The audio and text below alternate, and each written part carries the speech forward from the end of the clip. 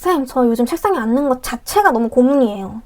시험 얼마 안 남았는데 평소에 잘하던 공부가 너무 하기가 싫고 책을 펴도 1시간째 같은 페이지만 보고 있어요. 그러다 보면은 나 이러다가 시험 망치는 거 아니야? 남들 다 앞서가는데 나만 뒤처진 것 같아.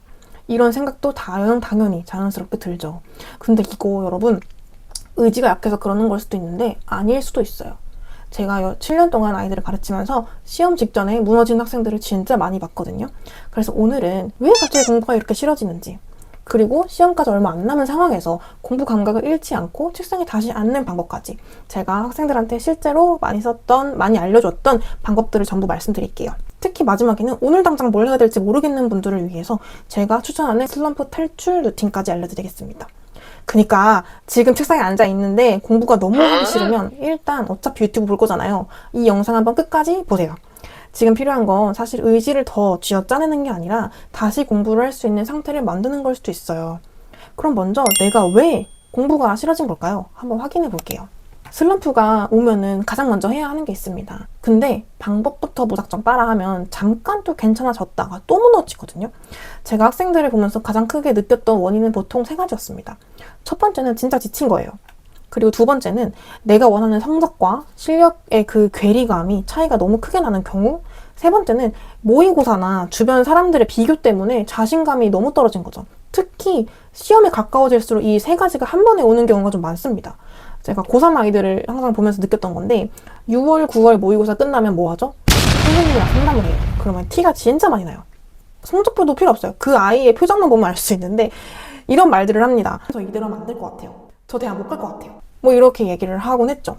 사실 이게 공부를 안 해서 힘든 거라기보다는 공부를 해도 결과가 안 나올 것 같아서 무서운 거예요. 그러니까 여러분도 한번 잠깐 생각해 보세요. 나는 지금 체력이 떨어진 건지, 아니면 실력에 대한 그런 불안감, 내 실력은 이만큼인데 기대에 이제 얼마 안 남았어, 이런 거에 대한 불안감인지, 아니면 비교 때문에 멘탈이 흔들린 건지, 이걸 먼저 좀 알아야 합니다. 그리고 이제부터는 각각의 상황에서 제가 학생들한테 추천했던 방법들을 좀 알려드릴게요. 첫 번째는 아주 작은 것부터 내가 한번 결정을 해보는 거예요. 이게 무슨 말이냐면 슬럼프가 오면 무작정 순공 시간이라고 하죠. 공부량을 늘리려고 하는데 저는 오히려 아주 작은 것부터 결정하라고 말을 합니다. 예를 들어서 오늘 영어 먼저 할까? 수학 먼저 할까? 오늘 문제집 어디까지 풀까? 어떤 펜으로 공부할까? 진짜로. 근데 이게 별거 아니거든요. 가끔 이제 분위기 전환차 학생들한테 가끔 필기구 새로 사보라고도 해요. 요즘 펜 좋은 거 많잖아요. 근데 이게 무슨 효과가 있니? 라고 말할 수 있는데 사실 이 작은 변화가 다시 앉게 만드는 계기가 되기도 해요. 중요한 건 펜이 아니에요. 내가 결정을 할 수 있다는 그 감각입니다. 시험이 가까워질수록 내 맘대로 안 되는 게 많아지죠. 뭐 성적도 내 맘대로 나오지 않고 시험 날짜는 다가오고 친구들은 나보다 더 잘하는 것 같고 이럴수록 내가 통제할 수 있는 아주 작은 것부터 잡아야 돼요. 오늘 공부할 과목, 오늘 공부할 양, 공부 시작 시간, 작아도 괜찮아요. 이런 것부터 내가 정하는 거야. 이 감각을 좀 다시 가지고 와보는 거예요. 그리고 두 번째는 이것도 좀 제가 많이 추천하는 방법인데 공부가 너무 꼴보기 싫다면 환경을 좀 바꿔보세요. 맨날 똑같은 독서실, 맨날 똑같은 자리, 조명, 책상, 문제집, 심지어 내가 맨날 듣는 인터넷 강사 바꿀 수도 없는 거잖아요. 사실 내가 허리를 타고 있으면 바꾸기 쉽지 않죠. 나는 왜 집중력이 떨어졌나 라고 생각하지 마세요. 너무 익숙해서 그럴 수 있어요. 그럴 땐 자리를 한번 바꿔보는 거예요. 이게 이 자리, 독서실, 이 자리에서 이 자리 말고 내가 오늘 독서실을 갔는데 집중이 되게 안 됐어. 그러면 다른 카페를 가보는 거예요. 카페에서 했는데 진짜 안 돼. 집에서 해보기도 하고 이런 다양한 환경에 자극을 하나씩 넣는 거죠. 저는 슬럼프가 왔을 때 가장 안 추천하는 게 뭐냐면 혼자 집에서 골방에 박혀있는 거 별로 추천하지 않아요. 공부를 계속 안 하더라도 친구랑 밥 한 끼 먹거나 아니면은 내가 스터디 메이트가 있다면 그 친구랑 잠깐 이야기를 한다던가 집중이 안 되면 도서관에 가서 사람들이 공부하는 모습을 보는 것도 괜찮고요. 아니면 제가 말했던 카페에 가서 사람들 구경하는 것도 진짜 재밌어요. 생각보다 사람이 환경의 영향을 많이 받아요. 그러니까 내가 왜 이렇게 집중을 못하지? 라고 자책하기 전에 한번 내 환경이 너무 지겨웠던 건 아닐까? 한번 생각해보세요.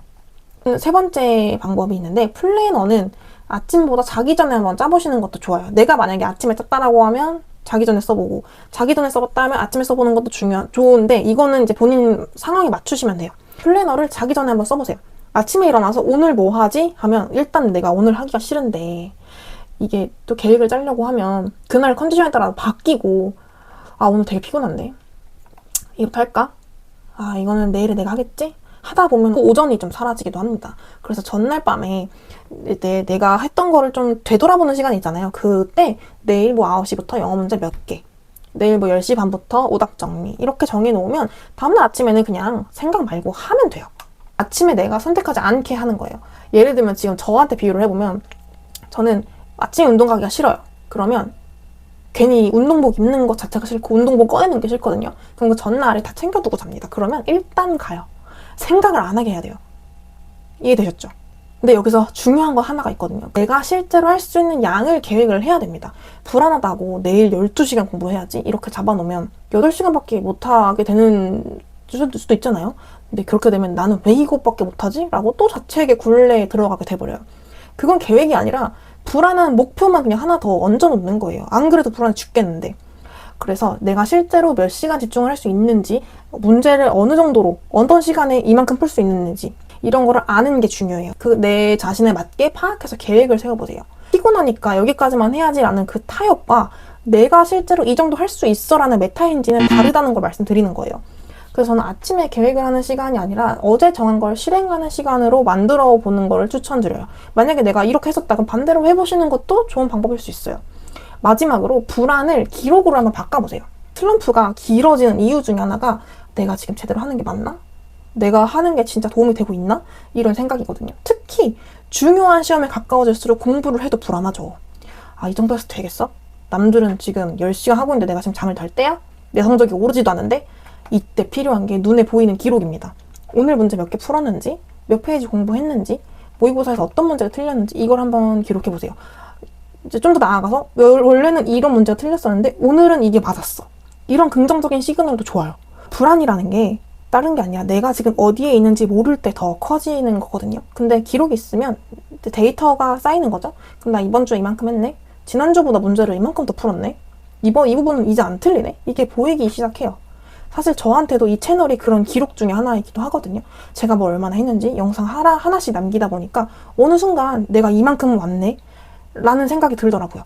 슬럼프를 없애려고 하지 마세요. 그냥 내가 움직이고 있다는 증거를 만들어 두시고 그냥 내가 이 상황이구나라는 걸 받아들여 주세요. 그리고 마지막으로 슬럼프가 왔다고 해서 공부를 지금까지 못했던 건 아니잖아요. 시험에 가까워졌다고 해서 여러분의 실력이 사라진 것도 아니고 그냥 좀 오래 달려서 지친 거일 수 있어요.